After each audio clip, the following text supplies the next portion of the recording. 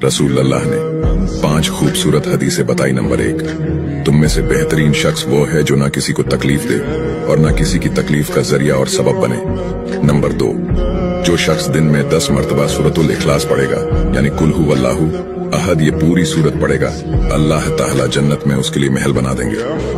Number 3, जो शख्स हर फर्ज नमाज के बाद 1 मरतबा आयतुल कुर्सी पढ़ने का मामूल बनाएगा तो उसके और जन्नत के दरमियान सिर्फ मौत का फासला होगा, यानी वो शख्स मरते ही सीधा जन्नत में जाएगा।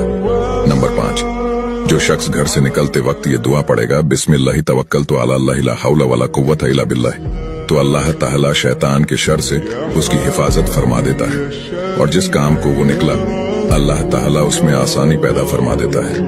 नंबर 5, रसूल अल्लाह ने फरमाया, वो शख्स हरा भरा रहे, हंसता खेलता रहे, जो शख्स मेरी हदीस सुने उसको महफूज रखे और उसको दूसरों तक पहुंचाए।